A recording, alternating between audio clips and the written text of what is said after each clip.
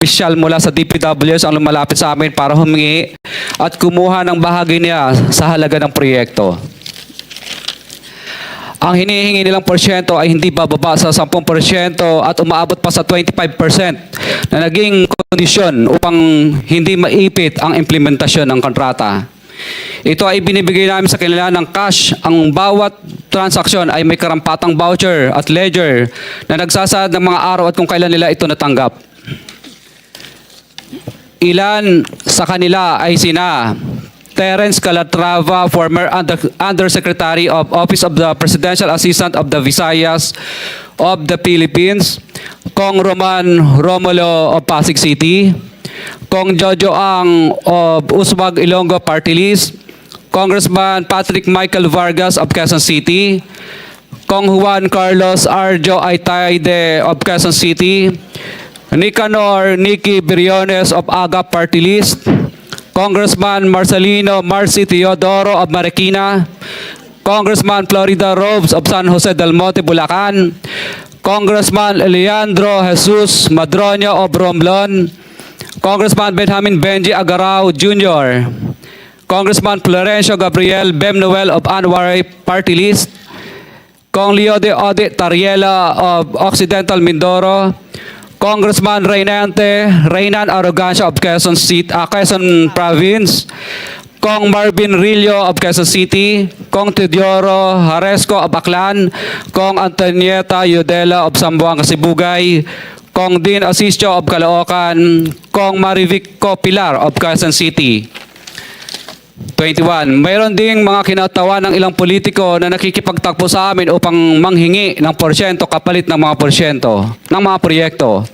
Ang mga porsyentong ito ay 25% ay ipinipilit sa amin bilang karaniwang kalakaran na wala akong kakainang tanggihan.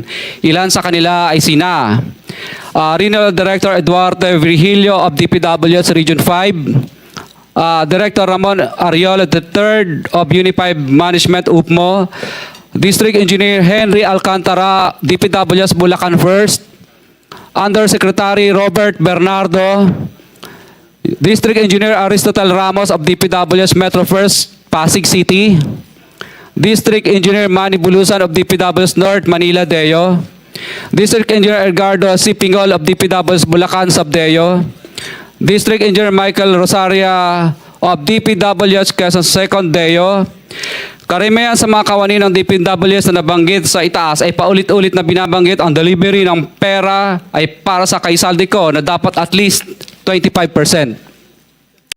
Si Kong Marvin Rillo naman ay ilang beses na binabanggit ang pangalan ni Speaker Martin Romualdez bilang kanyang malapit na kaibigan. 25.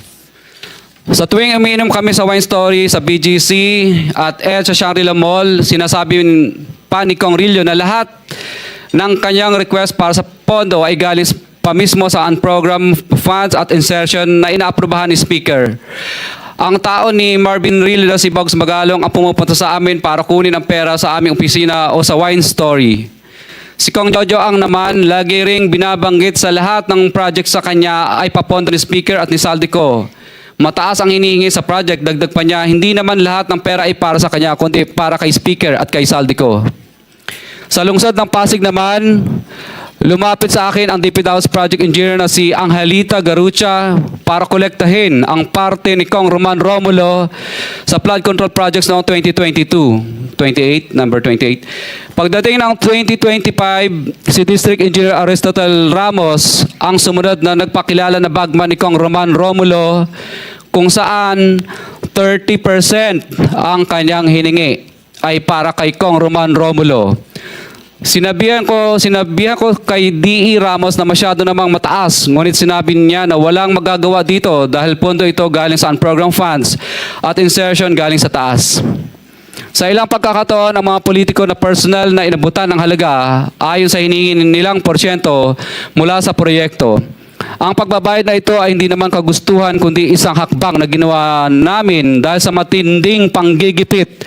Ilan sa kanila ay sina Kong Antonieta Yudela kasama ang kanyang asawa, Kong Marvin Rillo of Quezon City, Kong Nicky Briones of AGA Party List, Arturo N. Ataide, ama ni Kong Arjo Ataide, Kong Florencio Gabriel Bem Noel of Anwaray Party List, Kong Eliandro Jesus Madroña of Romblon, Kong Benjamin Benji Agarao Jr.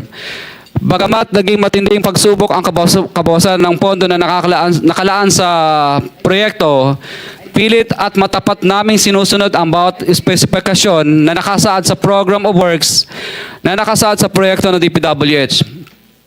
Nakakasiguro kami na nagawa namin ng maayos at matapat ang bahagi o phase ng proyekto na na-award sa amin.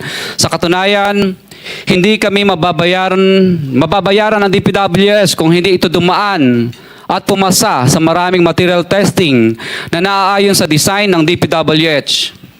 Ina-assess at ini-inspect ng DPWH ang bawat proyekto base sa natapos na parte o accomplishment. Napilitan kami na i-absorb ang kabawasan na ito na nagdudulot ng maliit na kita o pagkalugi sa ilang projects. Para makabawi, ginadamihan na lang namin ang partisipasyon sa mga projects. Taliwas sa mga lumalabas na may mga impormasyon sa publiko, hindi kailanman kami gumawa ng ghost projects. At masugid kami nag-i-inspect sa lahat ng aming mga natapos na projects.